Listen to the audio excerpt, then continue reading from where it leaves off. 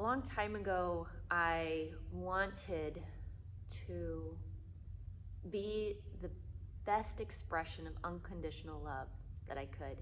And I prayed every day to be unconditionally loving.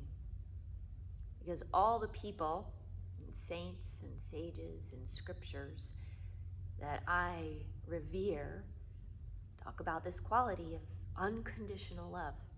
To love your enemies, to turn the other cheek, to be this unconditional acceptance of what is.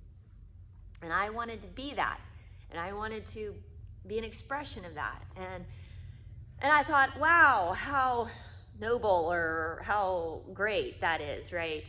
And so I thought, well, I mean, this is my desire, this is my heart, and so everything should be going good for me. Because all I want is to be unconditionally loving. And as I prayed for that, what kept coming was not all these great, wonderful, beautiful, loving things, but really every condition that I didn't love. Because what I realized is that when I pray for unconditional love, I don't just get unconditional love, I get the opportunity to actually be unconditionally loving, which therefore brings forth all the conditions, the good and the bad, to see, am I going to cultivate that capacity to love in this moment? And what does love really mean? And what does love really look like in these situations? I also learned that love doesn't always look the same. It doesn't have a specific tone of voice, or it doesn't have a specific action. And when I started to ask myself, like, what does it mean to be unconditionally loving in this situation?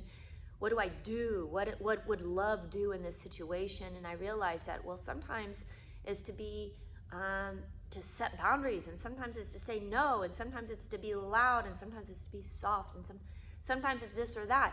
But it really was never a hard and fast rule that love always looks this way. I realized that to act from love means that whatever I'm doing, however I'm saying it, whatever I'm seeing, that I'm doing it from a space of love rather than fear or righteous, like a righteous arrogant, not righteous, but arrogance or vengeance or the need to be right, all these things that we sometimes act out of. But to act with love is to come from that space. And sometimes love looks sharp. Sometimes love looks soft.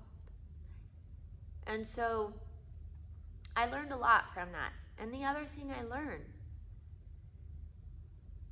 in that time frame was about fear and courage.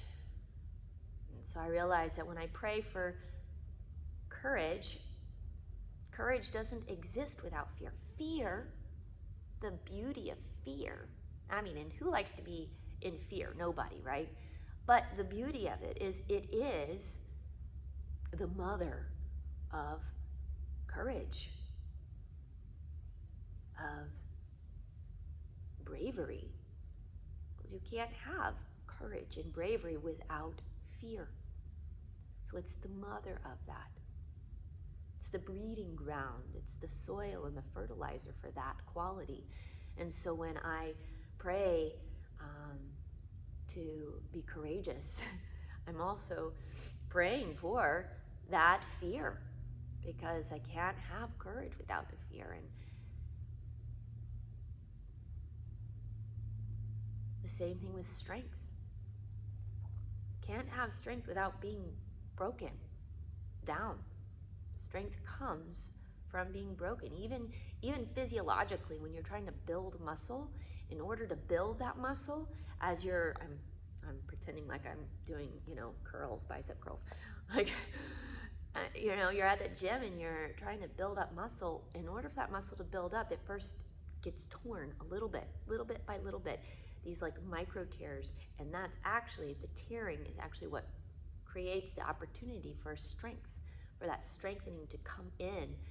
And so when we ask to have this strength, we're also asking to be broken, to be torn a little. When we ask to have compassion, compassion does not come without pain. Pain is the mother of compassion. Suffering is the mother of compassion. And so when we pray to have all this compassion, we're also praying to receive the pain that births it. But here's the thing. I'm not saying this to say, oh, don't pray for unconditional love, because then you're going to get all the things you don't love, just so that you can try to love them. Don't pray for compassion. Don't pray for strength. Don't pray for courage, because you're also praying for the mother of that, the fertile ground for that, which is its opposite. I'm not saying that. The beauty is that life is not without pain.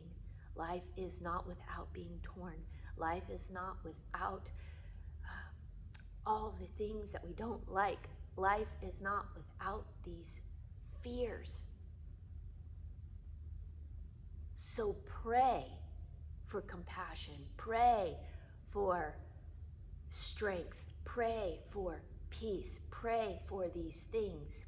Because it's not that they just come. And it's not that you're praying for their opposite. It's the prayer that when fears arise, and when pain arises, and when you're being torn down, and when the fear is so much that you don't know what to do, and when everything that you don't love is right in your face and in your life, you will have the inner capacity, the grace to birth, to bring forth those qualities that it's trying to. When fear arises, it's not to scare you, it's try to cultivate courage. When all those conditions that you hate arise, it's not so that you can be uncomfortable in this life, it's so that you can develop. It's wanting to birth unconditional love. When you're being torn down, it's not to tear you down. It's so that you can build this inner strength. So pray for those things, because when life presents all these challenges that we don't really like, we'll see them as the birthing grounds. We'll see them as the mother of those qualities that are trying to be born in us and trying to be nurtured in us and trying to grow in us. And then we become a whole living experience of transformation. And when I say pray, I don't mean begging and pleading. I mean actually moving into that space. Prayer is a state of being, a state of offering, not of begging and pleading as if it's not already here, as if we're lacking in any way.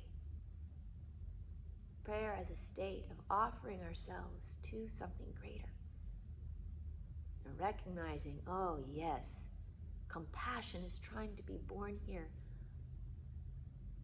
May grace descend upon me, upon this plane of reality, so that wherever there is fear, courage arises. Consciousness rises. Wherever there's pain, compassion rises up in us, in all beings. Thank you. Have a great day.